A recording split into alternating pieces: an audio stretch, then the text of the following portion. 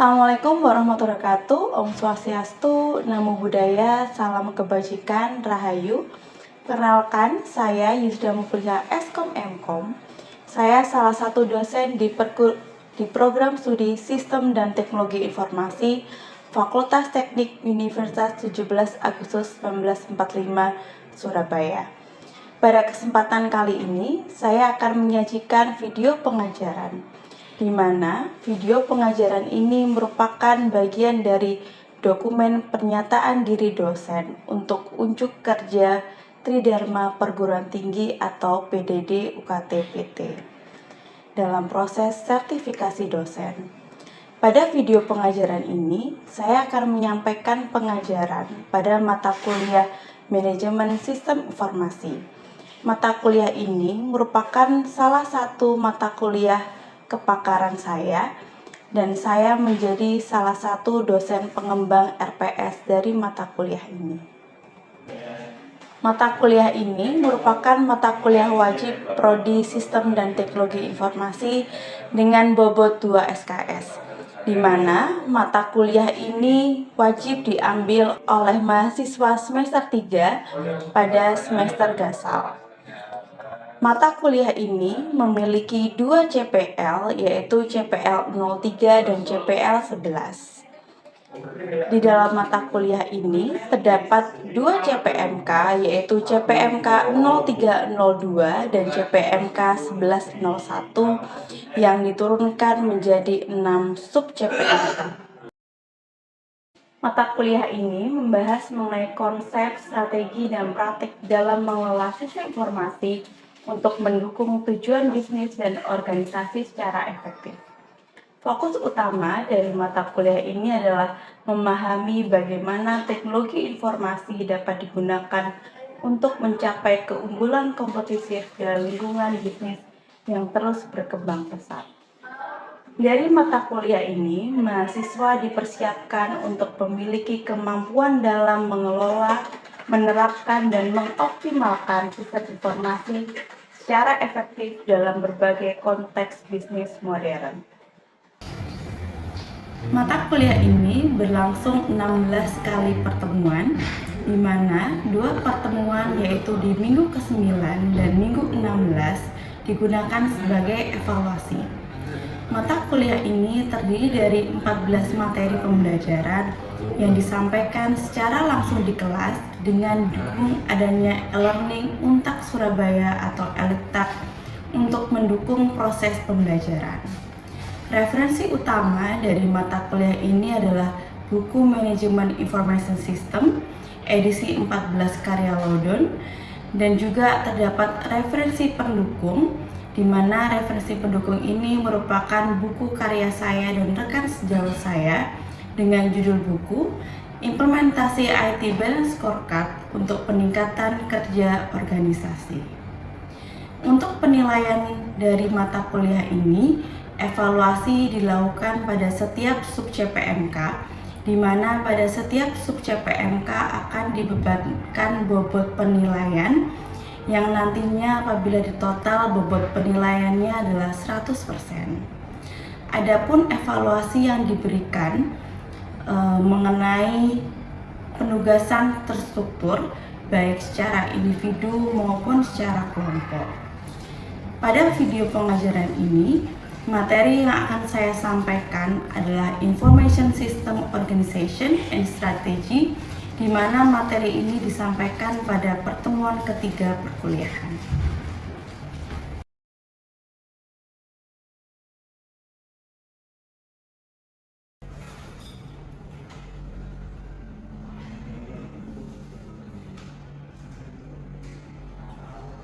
Saya mau tanya nih, dalam sebuah organisasi tentunya ada seorang manajer.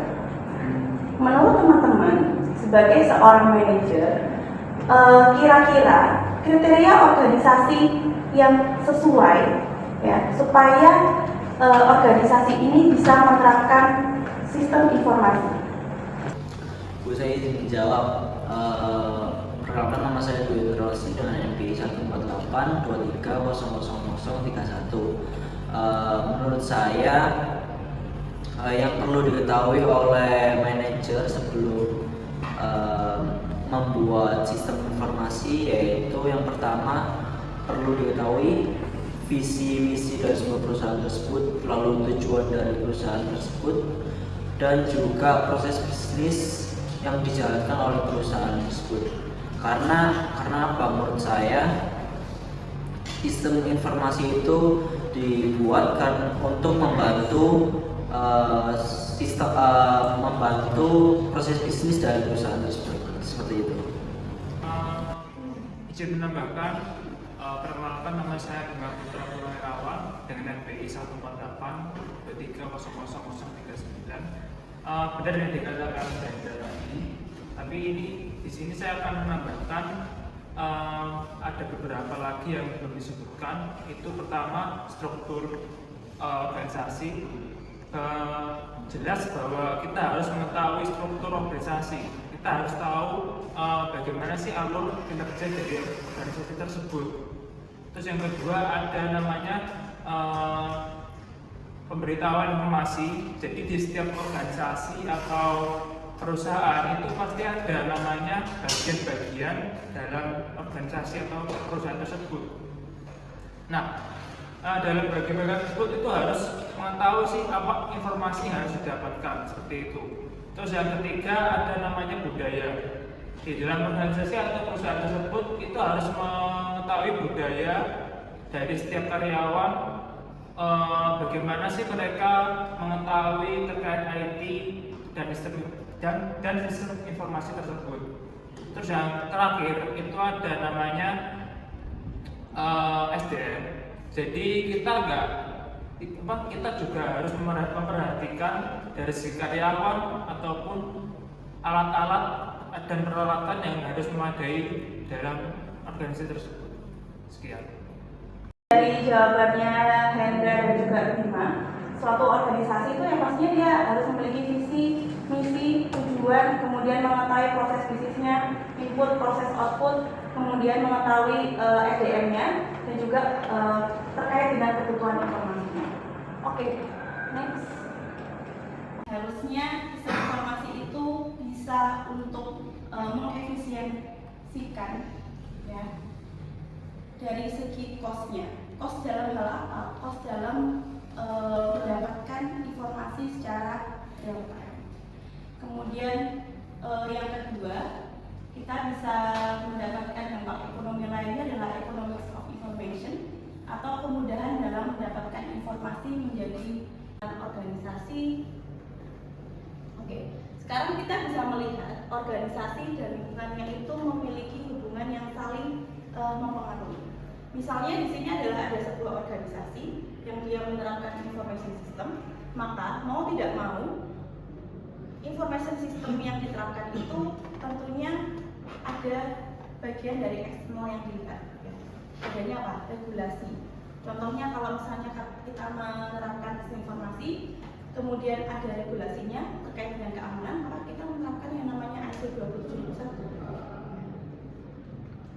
Yang melalui marketplace misalnya Shopee atau Tokopedia, dia itu kan tidak ada biaya untuk sewa ruko atau yang lainnya, maka cost of transaction-nya itu akan lebih rendah, sehingga benefitnya dia akan lebih tinggi.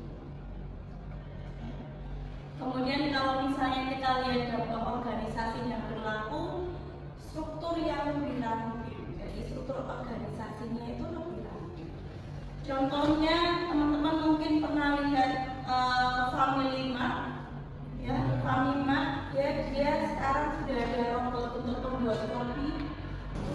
Jadi kalau organisasi itu mengacu kepada sebuah institusi, aturan dan juga prosedur yang melakukan regulasi terhadap kondisi tertentu.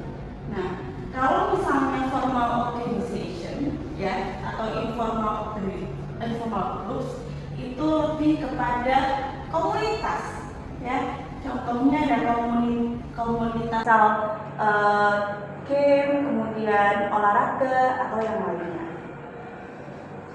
Nah, dalam sebuah organisasi tentunya dia itu menerapkan yang namanya sistem informasi. Dan mau tidak mau, pada saat organisasi itu menerapkan sistem informasi, organisasi tersebut pasti memiliki pengaruh. Ya. Jadi sistem informasi itu sangat berpengaruh pada sebuah organisasi. Kalau teman-teman bisa lihat gambar di sini, ya, misalkan ini adalah sebuah organisasi yang dia melakukan sebuah proses produksi, di mana dia ada inputan dari environment dan dia juga mengeluarkan sebuah outputan.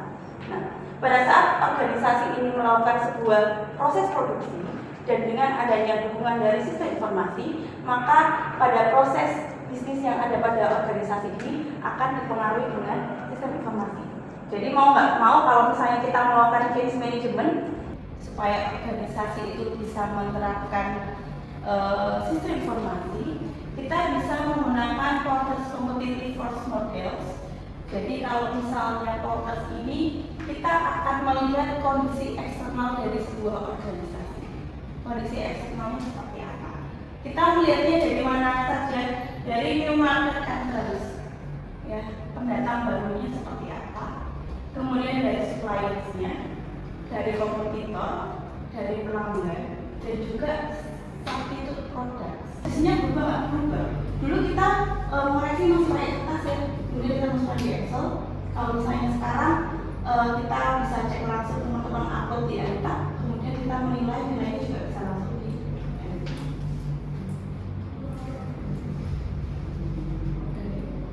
Nah, kemudian dampak dari rancangan dan pemahaman dari SD. Jadi pada saat organisasi itu menerapkan sistem informasi, mau nggak mau ada beberapa hal yang perlu diperhatikan. Pertama terkait dengan SOP-nya, kemudian budaya dan politik organisasi, kemudian jenis pekerjaan, keputusan dan proses bisnis dari organisasi. Oke, kita masuk ke subchapter ketiga. Saya recap dulu. Kalau subchapter yang pertama, teman-teman tahu secara umum sebenarnya karakteristik dari organisasi itu seperti apa. Organisasi.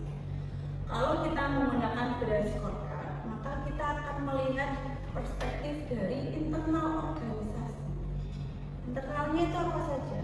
Kita melihat dari visi dan strateginya organisasi, kemudian kita melihat dari finansialnya, kita melihat proses bisnis internalnya, kita melihat dari learning and growth-nya seperti apa, kemudian dari pelanggannya. Beda ya, kalau yang punyanya poster tadi itu dari eksternal, kalau berdasarkan orang itu dari internal.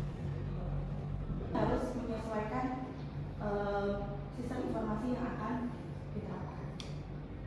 Contohnya sendiri, kalau misalnya di Unpad Surabaya, dulu kita nggak pakai elitak ya, dulu tidak pakai elitak, semuanya kita pakainya dari akad. Materi dulu kita sampaikan melalui grup WA. Oke, silakan. Namanya dulu Mas. Baik, perkenalkan nama saya Mas Jumlah ini dari 183 Jadi saya ingin bertanya berdasarkan penjelasan scorecard tadi, saya ingin bertanya bagaimana supaya strategi bisnis itu bisa selaras dengan strategi IT, kan kadang ada suatu perbedaan dan juga harus bisa diselaraskan. Oke, terima kasih Bila. Yang Bila tadi adalah gimana caranya supaya strategi bisnis itu bisa selaras atau alignment sama strategi IT. Oke. Nah, di sini saya bisa menunjukkan. Jadi saya mendapatkan juga PT, kemudian penelitian saya fokusnya adalah pada IT dan scorecard. Nah, di jurnal saya ini saya melakukan yang namanya cascading dan scorecard. Jadi kalau kita mau menelaraskan antara strategi bisnis sama strategi IT, kita bisa melakukan yang namanya cascading dan scorecard. Bagaimana cara melakukan strategi dari scorecard? Nah, di sini ya, kalau kita mau melakukan cascading dari scorecard, itu ada 10 tahapan yang kita lakukan. Dan tahapan ini difokuskan kepada divisi IT yang ada pada organisasi.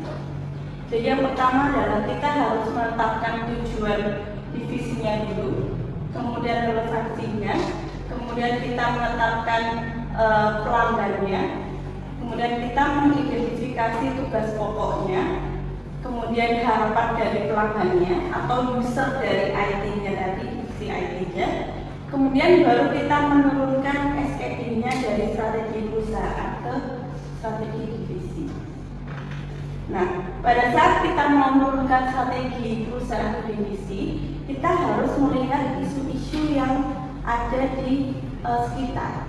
Kita melihatnya dari mana? Dari 4 perspektif IT balance scorecard. Kemudian kalau misalnya sudah, kita baru membuat peta strategi, ya. Kemudian kita memiliki KPI dan kita menetapkan target KPI. Jadi nanti kalau misalnya kita membuat cascade di balance scorecard, maka hasilnya akan seperti ini. Ini adalah strategi yang sudah dihasilkan, ya. Nah, cascade-nya adalah seperti ini. Jadi ini adalah peta strategi IT, ya, yang didapatkan dari mana? Diturunkan dari strategi dan juga visi misi organisasi. Kemudian kita turunkan ke sini menjadi sebuah KPI dari divisi IT. Oke? Oke. Apakah ada pertanyaan lagi? Oke. Namanya siapa? Nama saya Salabila, NBI 1423008. Jadi saya mau tanya soal metode dari scorecard. Ini bisa nggak ya digabung sama metode lain gitu biar memperkuat analisis gitu? Oke. Ya. Jadi kalau dari scorecard itu kita melihat dari sisi internalnya, maka kita bisa menggabungkan dengan forecast atau analisis SWOT untuk melihat dari sisi eksternalnya itu seperti apa. Jadi pada saat kita membuat sebuah strategi, kita melihat dari kondisi internal dan juga eksternal. Oke? Ada lagi? Oke, baik. Kita ada penugasan terstruktur 1 secara berkelompok. Saya minta teman-teman secara berkelompok untuk membuat sebuah strategi. Dengan studi kasusnya adalah sebuah toko buku. Ya, teman-teman membuat strategi dengan menggunakan balance scorecard dan juga competitive fight for supporters. Ya, kemudian untuk materi minggu depan, yaitu terkait dengan ethical and social issue in information system, teman-teman silakan untuk membaca referensinya lebih lanjut dari bukunya MIS punya Lauden yang juga sudah ada di kita. Oke, terima kasih teman-teman atas kehadirannya pada perkuliahan hari ini. Saya akhiri, wassalamualaikum warahmatullahi wabarakatuh.